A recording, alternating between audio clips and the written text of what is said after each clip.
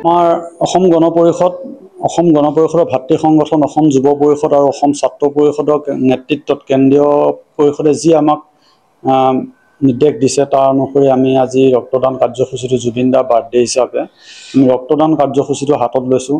আমাৰ বিভিন্ন কাৰ্যসূচী আছে। ইয়াৰ পাছতে আমাৰ বৃক্ষৰোপণৰ কাৰ্যসূচী আছে, নাহৰ পুলি ৰোপণ, নাহৰ পুলি বিতৰণ, তাৰ বাহিৰেও আমাৰ নাম প্ৰসংগ এনেকৈ কাৰ্যসূচী আছে। আজি প্ৰথম কাৰ্যসূচী ৰক্তদান আমাৰ এতিয়ালৈকে 8জন দিয়া হৈ গৈছে আৰু আমি দিম, আমাৰ আছে লোৱা বহি আছে। কথা হ'ল জুবিন দা বিহীন এইটো এটা আমাৰ প্ৰথম জুবিন দাৰ জন্মদিন আৰু তেখেত হিয়া আমঠু আমাৰ মাজত আজিৰ তাৰিখত নাই আৰু তেখেতক লৈ অসমৰ বিভিন্ন সপোন আৰু এই সপোনবিলাক বাস্তৱায়িত কৰিবৰ কাৰণে আমাৰ হাতত কেৱল মাত্ৰ তেখেতৰ যিখিনি আদৰ্শ সেই আদৰ্শখিনিহে আছে। তেখেত নাই আজি আমাৰ মাজত। তেখেতে কৈছিল বাটৰ শেষতে বাট চাওঁ তোমালে লৈ যোৱাহি সেই বাটেৰে, মানে তাৰ অৰ্থ কি এইটোৱে বুজাব বিচাৰিছে যে মানুহ এজন যেতিয়া দিশহাৰা হৈ যায়, তেওঁ দিশহাৰা হৈ যোৱাৰ পাছত আন মানুহৰ যে সহায় ল'ব কাৰণে সেই বাটেৰে তেওঁ যাব বিচাৰে, আন এজন মানুহক সহায় কৰিব লাগে, এই কথাখিনি তেখেতে বুজাব বিচাৰিছে আৰু সেই গানৰ মাধ্যমতে তেখেতে বিভিন্ন বাৰ্তা প্ৰেৰণ কৰিছে।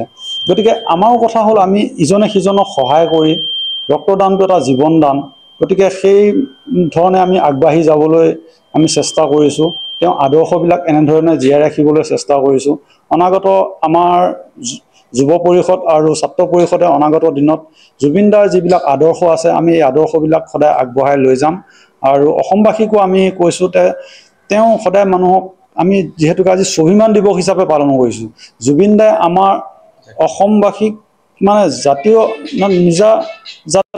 প্ৰত্যেকজন মানুহকে নিজৰ স্বাভিমান থকাটো তেওঁ বিচাৰিছিলে আৰু তেওঁ এটাই কথা কৈছিল, তেখেতে কৈ দিয়ে যে তেখেতৰ এজন পুণ্য আত্মা, তেখেতৰ আত্মাজনে যেতিয়া তেখেতে কয় মই ঘেণ্টা কাকো খাতি নকৰোঁ, কিন্তু এই শব্দটো আমি ক'ব গ'লে এটা বেয়া শব্দ, কিন্তু তেখেতৰ মুখত সেই শব্দটোৱে মানুহক মানে প্ৰেৰণাহে যোগাইছিলে।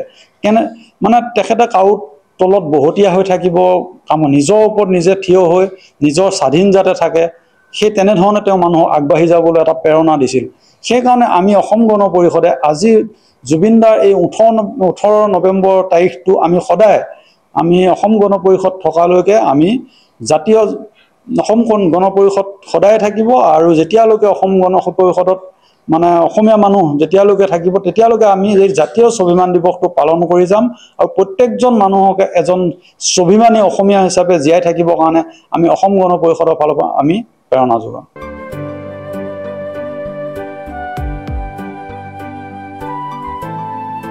Mobile plus physiotherapy wellness and rehabilitation centre দক্ষিণ কামৰূপৰ ব্যৱসায়িক প্ৰাণকেন্দ্ৰ বিজয়নগৰৰ লগতে VIP চক আৰু গুৱাহাটী মালিগাঁও পাণ্ডৱনগৰত থকা তিনিওখন ক্লিনিক বৰ্তমান প্ৰায় 20 বছৰৰ অভিজ্ঞতা পুষ্ট তথা এতিয়ালৈকে প্ৰায় 40,000 ৰোগীক সুস্থ কৰি তোলা ডক্টৰ পল্লৱীনাথৰ তত্ত্বাৱধানত চলি আছে। এই ফিজিওথেৰাপি চেণ্টাৰ তিনিটাত বৰ্তমান অভিজ্ঞ ডক্টৰৰ দ্বাৰা যিকোনো জটিল ফিজিওথেৰাপি চিকিৎসাৰ লগতে যিকোনো ৰোগীৰ ঘৰলৈ গৈ চিকিৎসা সেৱাৰ সুব্যৱস্থাও ৰাখিছে। আমাৰ ঠিকনা mobile plus physiotherapy wellness and rehabilitation centre, opposite Uparhali Bijoynagar SBI branch. আমাৰ VIP চকৰ ঠিকনাটো হ'ল VIP Chowk near VIP bus stop, Borjhar, Guwahati. আমাৰ মালিগাঁও ঠিকনাটো হ'ল চেলাছ 360 physiotherapy and rehabilitation centre, Maligaon Pandavnagar, Guwahati 12। আমাৰ যোগাযোগ নম্বৰ হৈছে 8011744696।